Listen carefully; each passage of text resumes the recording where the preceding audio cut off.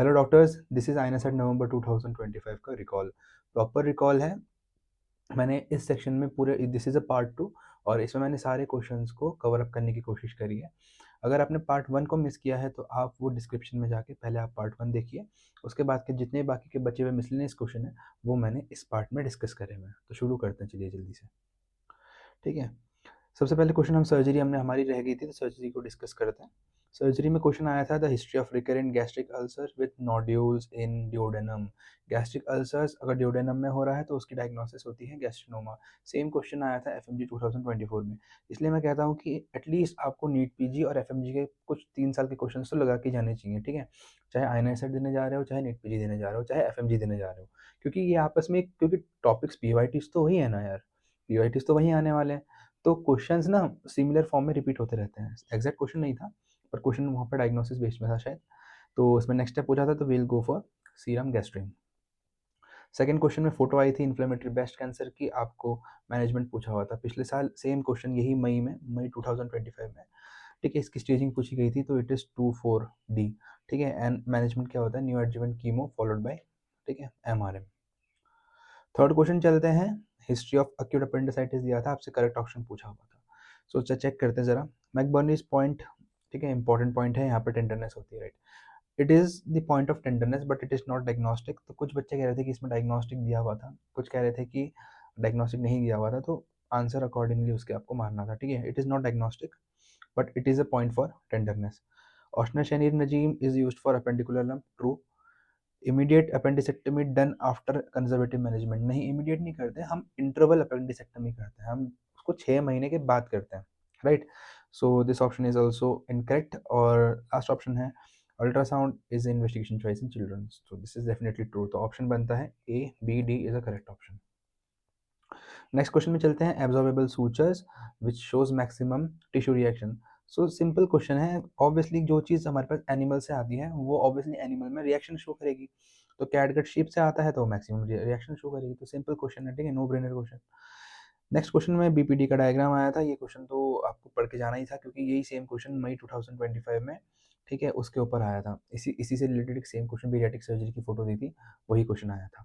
ठीक है, ये क्वेश्चन आया था, इसमें आपको पूछा हुआ था, आपको यहाँ पर 3 टीनिया कोलाई का जंक्शन दिख रहा है तो obviously this is appendix and, ठीक है, एंड अपेंडिक्स का जो हर्निया होता है it is known as Amyand's hernia.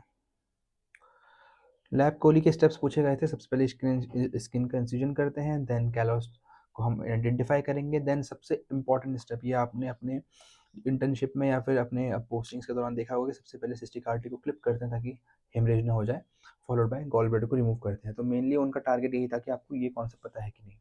ठीक है, तो आईएनएसएट क्लिनिकल क्वेश्चन देता है तो इसलिए ध्यान से पढ़ना होता है चीज़ों को। ठीक है, हर्नियोप्लास्टीज की स्टेप्स पूछी गई थी, तो स्किन इंसिजन, फिर आइडेंटिफाई करते हैं सैक को, देन मैश को प्लेस करते हैं, देन क्लोजर करते हैं।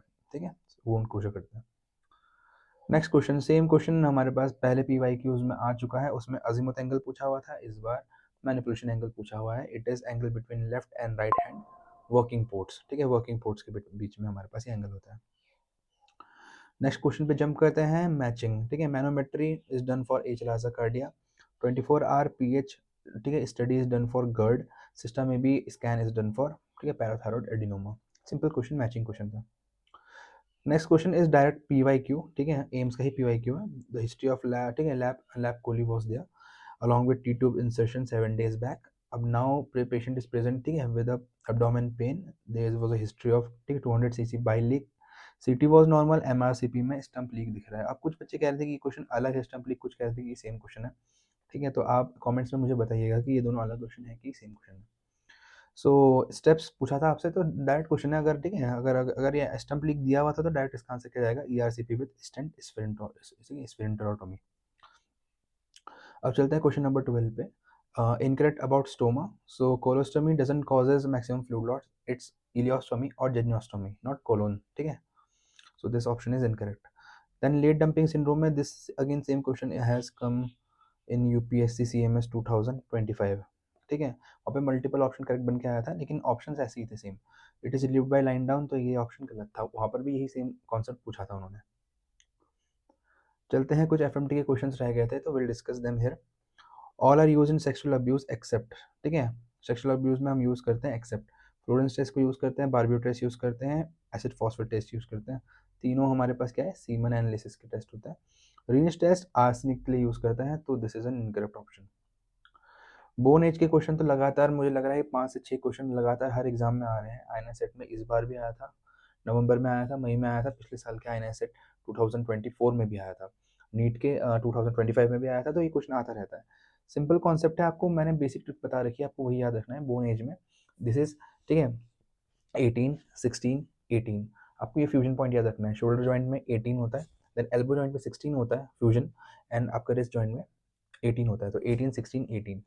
और नोट रखना है कि कभी भी स्टर्नम को और हम स्कल्स को यूज़ नहीं करते हैं, क्योंकि ये बहुत लेट फ्यूज़ होते हैं और स्कल में तो बहुत सारे मल्टीपल सूचर होते हैं, दैट्स वाई हम उसको यूज़ नहीं करते हैं।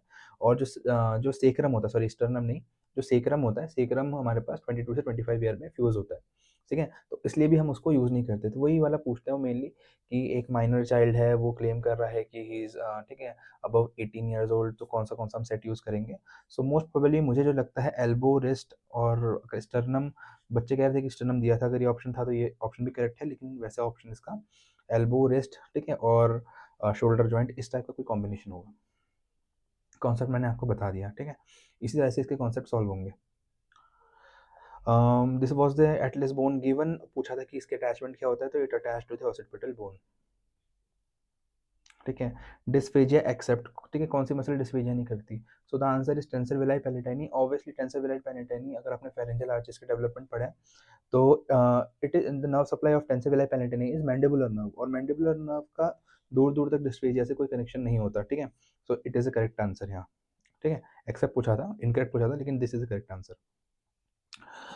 इस पे काफ़ी डिबेटेबल क्वेश्चन है कि विजुअल स्कैनिंग आया था कि ट्रैकिंग आया था। मैंने अपने पहले वीडियो में, जिसकी आपको लिंक डिस्क्रिप्शन में मिल जाएगी, विजुअल स्कैनिंग अगर पूछा था क्वेश्चन में तो answer will be frontal I field, but अगर विजुअल ट्रैकिंग पूछा था तो occipital lobe is a correct option.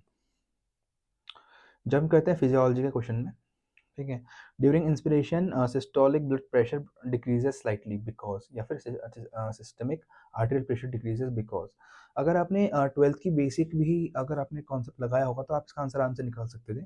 जैसे अगर आप इंस्पायर करते हैं, तो इंस्पायर करते हैं तो, ठीक है, चेस्ट वॉल्यूम क्या हो रही है, इंक्रीज हो रही है, तो प्रेशर डिक्रीज हो रहा है चेस्ट का, ठीक है। चेस्ट का प्रेशर डिक्रीज होगा तो हार्ट में भी जो लेफ्ट वेंट्रिकल है उसका उसका प्रेशर, हमारे पास ब्लड सक होता है, ठीक है, ब्लड सक होगा तो लेफ्ट वेंट्रिकल का भी प्रेशर डाउन जाएगा, ठीक है, और लेफ्ट वेंट्रिकल का प्रेशर जब डाउन जाएगा तो उसकी वजह से लेफ्ट वेंट्रिकल की फीलिंग भी कम होगी, ठीक है। तो इस तरह से आप सिंपली भी इसका क्वेश्चन निकाल सकते थे, ठीक है। चलते हैं नेक्स्ट क्वेश्चन में। प्रेशर वॉल्यूम ग्राफ, ठीक है, of left ventricle is affected by, तो इसका आंसर तो आपको पूरा कॉन्सेप्ट पढ़ना ही पड़ेगा, that is total peripheral resistance, ठीक है। देन चलते हैं, serum magnesium is maintain by, it is renal regulation.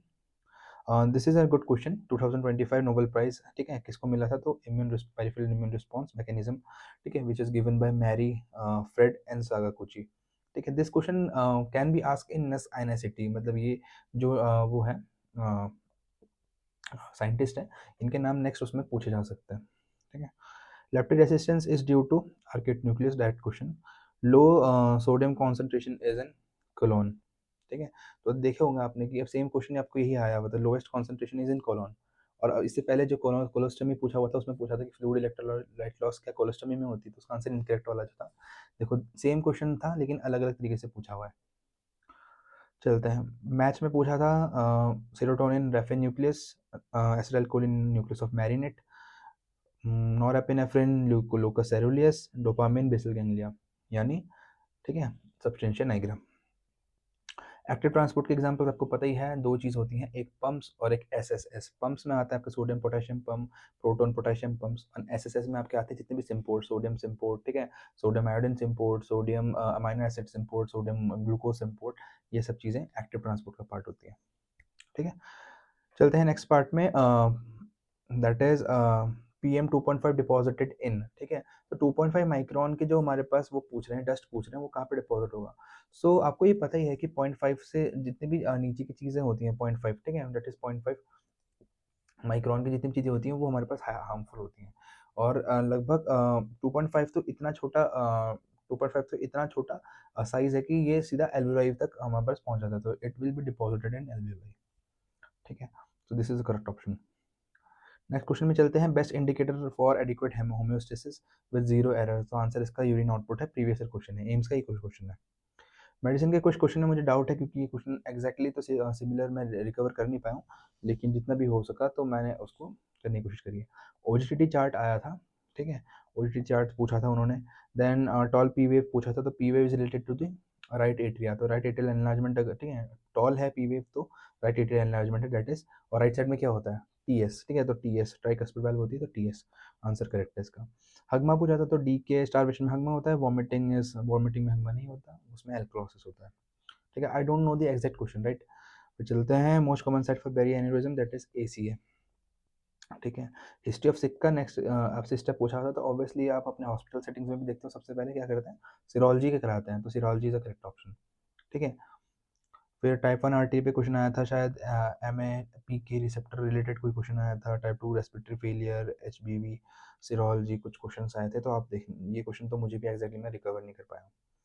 फिर कुछ बायोकेम के क्वेश्चन थे, एंजाइम डेफिशिएंट, ठीक है, which enzyme deficiency causes increase in 2,3 BPG which lead to decrease in glucose in vitro, right? So as per the given options, most probable answer will be phosphoglycerate kinase, but अगर phosphokinase जो, ठीक है, अगर P के दिया था phospho, ठीक है, फॉस्फोफ्रक्टोकाइनेज दिया हुआ था तो वो भी आंसर करेक्ट हो सकता है, लेकिन अगर ऑप्शन नहीं दे रखा था तो फॉस्फोग्लिसरेट, ठीक है, glycerate kinase is a correct option. PCR के स्टेप्स पूछे हुए थे, that is denaturation, annealing and extension. और ये क्वेश्चन एक और आया था कि increase in expression of gene is cause by, ठीक है, मतलब समथिंग क्लिनिकल केस से रिलेटेड दिया था कि मोटी मोटी बात ही कॉन्सेप्ट यही था कि जीन एक्सप्रेशन बढ़ रहा है। सो आपको मैंने ट्रिक ये पता होनी चाहिए कि जीन जब एक्टिवेट होता है, तो जीन एक्टिवेट हो रहा है, A for activate, A for acetylation, तो जब भी हिस्टोन एसिटाइलेशन होता है तो जीन एक्सप्रेस होती है, एक्टिवेट होती है। और जब भी डीमिथाइलेशन और सॉरी डीएसिटाइलेशन एंड मिथाइलेशन होता है, सो जीन गेट डीएक्टिवेट और म्यूट, तो म्यूट मतलब जीन एक्सप्रेशन कम हो जाएगा, ठीक है। तो ये सिंपल सी फर्स्ट एड की ट्रिक है, ठीक है, this trick belongs to first aid, direct question आया था उस ट्रिक से। और इतने ही क्वेश्चन मैं अभी तक रिट्रीव कर पाया हूँ, अगर आगे के और क्वेश्चन मुझे मिलते हैं so I will discuss later in my shorts video, और इस सीरीज़ को मैं अभी आज यहीं ख़त्म करता हूँ, ठीक है गाइस। तो होप सो कि आपको ये क्वेश्चन, ये जितना भी रिकॉल का सेशन है वो आपको हेल्प करा होगा, और आपको अगर कोई भी डाउट्स है तो आप मेरे यूट्यूब कमेंट्स में पूछ सकते हैं। अगर आपको पर्सनल में से मेंटोरशिप चाहिए, या फिर आपको पढ़ाई करने में, स्टडी टेबल बनाने, स्टडी प्लान्स बनाने में कोई भी दिक्कत अगर हो रही है, कोई भी डाउट है प्रिपरेशन रिलेटेड, तो आप मेरे इंस्टाग्राम चैनल पे आके मुझसे जुड़ सकते हैं और वहाँ पे अपना क्वेश्चन पूछ सकते हैं, ठीक है। इस वीडियो के नीचे मैं डिस्क्रिप्शन में इसका पीडीएफ डाल दूंगा, तो आप वहाँ से फ्री ऑफ कॉस्ट इसको डाउनलोड करिए और अपनी प्रिपरेशन को बूस्ट करने के लिए आप इसको यूज़ भी कर सकते हो, ठीक है। तो चलिए डॉक्टर्स, चलते हैं, हम भी चलते हैं, और आप भी मेहनत करो, रेस्ट करो आज प्रॉपर, ठीक है, और मिलते हैं नेक्स्ट वीडियो में। Good bye.